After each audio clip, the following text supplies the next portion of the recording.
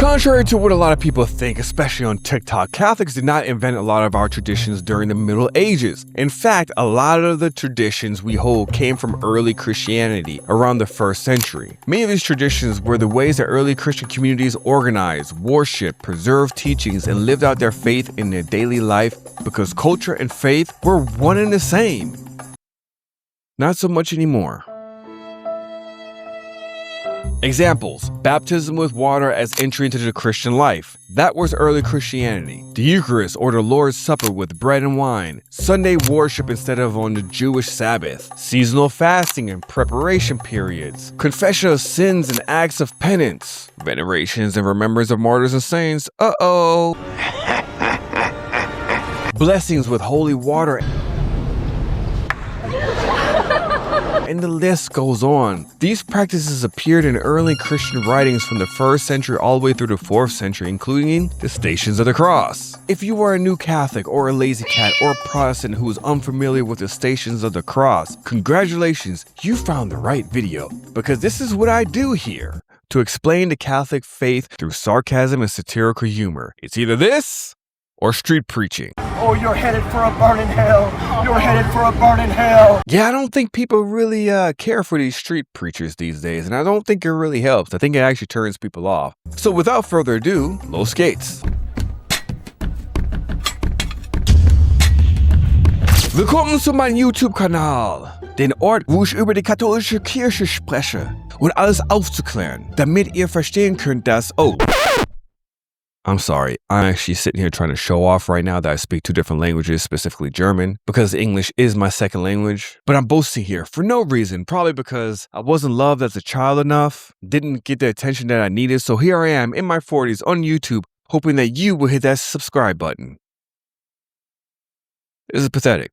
Welcome and thank you for swinging by. I'm the Catholic Observer, a father, a husband, a friend, and just your neighborhood Christian hypocrite. Honestly, who isn't these days? Catholicism is unique compared to all the other denominations, not just because it's 2,000 years old, but because it preserved a living tradition that allows believers to walk with Christ not only through words on a page, but through prayer, ritual, and sacred memory that has been handed down from generation to generation. One of the ways that we do this is through living tradition that gives us things like the Stations of the Cross. To give you a quick rundown of what the Station of the Cross is today, it's basically a devotional walk through 14 moments from the final hours of Jesus' life. At each stop, you pause to reflect and pray, remembering the path he took from the moment Pontius Pilate condemned him to death, all the way to the crucifixion and burial. Sorry, to clarify, what does it actually look like physically? Well, most Catholic churches have 14 images or plaques placed alongside of the walls at their churches. If you didn't notice, pay attention this Sunday. Each one of these represents a specific moment from Jesus carrying the cross to Calvary. And people move from one station to the next, reflecting on what happened at each point along the way. This is usually done during Lent, which we're currently in. And you may be wondering why. Well, first off, let me clear something up with confidence here. This isn't dogma, which means for the people watching who are on the outside, it's not a requirement. And no, Papa Pope that you imagine who's controlling all Catholics throughout the world isn't sitting somewhere making this necessary for salvation. It's not a rule either that you have to follow or an obligation. More often than not, it's also probably not whatever version you've cooked up in your head, and it's definitely not some scary ritualistic thing that you saw on TikTok. Matthew? That's giving you this wrong idea of Catholicism. It's happening a lot on there, I don't know why. It's simply a voluntary devotion people use to reflect on the final moments of Jesus' life, also known as meditation. Hey, it's not weird. You know what's weird? That form of meditation. That's weird. But let's go one step deeper. The Stations of the Cross practice developed historically from the early Christian pilgrimages, something a lot of us no longer do. See, most of the world looks at Muslims and say, oh, how beautiful, they walk together to Mecca. But if you get a bunch of Christians together for a pilgrimage and it looks like the size of what you see within a Muslim community, all of a sudden everyone's clutching their pearls and they're afraid that we're going to head into some Christian nationalistic state and we're going to have Nazi Germany all over again. I'm not even sure if Hitler was a Christian. Was he? I don't think he was.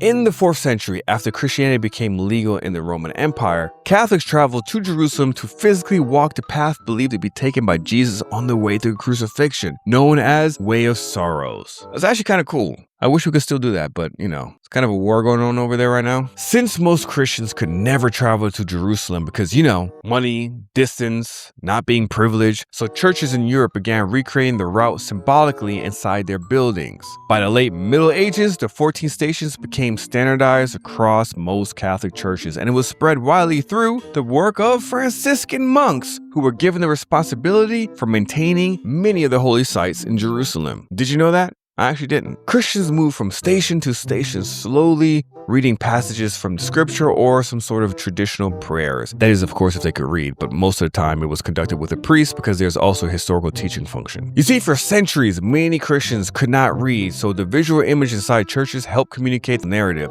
That's why if you go to Europe or some of these really ancient churches, you'll see a lot of artwork or stained glass. You see, the 14 stations acted like a visual retelling of the Passion story so people could understand the events step by step. It's kind of like the Passion of Christ, but Mel Gibson didn't exist back then and movies didn't really exist either, so you can't really watch something that kind of feels like a snuff film every single Easter. But I do encourage everyone to watch Passion of Christ. There's also a PG-13 version to calm down the violence, because it's hard to watch, but imagine what Jesus went through and imagine what the audience actually saw firsthand. So everyone who's hating on Passion of Christ, that's the reason why. It's supposed to make you feel uncomfortable. So when you do the Station of the Cross, the goal is to not simply remember historical events, but entering into them emotionally and spiritually. By reflecting on Christ's suffering, and believers are meant to examine their own lives, think about it, and recognize sin and renew their commitment to the moral conduct and obedience to God. Yep, it's another thing Catholics do that isn't really centered on us, and that's supposed to make you sad. What do I call it again? Catholic guilt, right? No, it's centered on God, so you usually don't walk out feeling hyped or pumped up or emotionally fired up the way that people sometimes do at some of these Protestant services. Focus is more on reverence and reflection than on leaving with a rush of inspiration.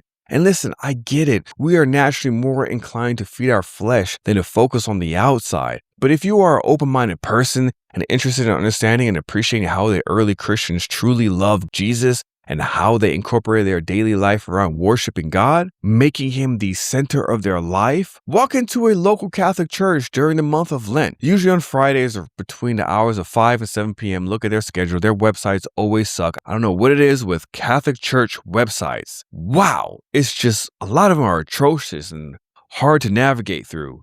Why is that? But anyways, if you get a chance and once you actually find their bulletin board or their times, see what time the Station of the Cross will be conducted. Be open-minded and humble yourself to understand the reason. Everything that Catholics do, whether you recognize it or reject it, it is rooted biblically or in tradition from the first couple of centuries. I mean, look at Lent itself. In the beginning, Lent was essentially a practice that developed inside the early Catholic Church before Christianity split into the many denominations that we see today. But Lent is practiced with a lot of these Protestant denominations, and people don't blink twice or think it's weird. That kind of says something, right? Now imagine what other traditions you might be missing out on. And to be clear, this stuff isn't what brings you salvation. It is not about works. It is not about trying to be holier than everyone else. It's about slowing down and reflecting on the life of Christ and using practices that Christians have used for nearly 2,000 years to grow closer to God and understand the faith a little deeper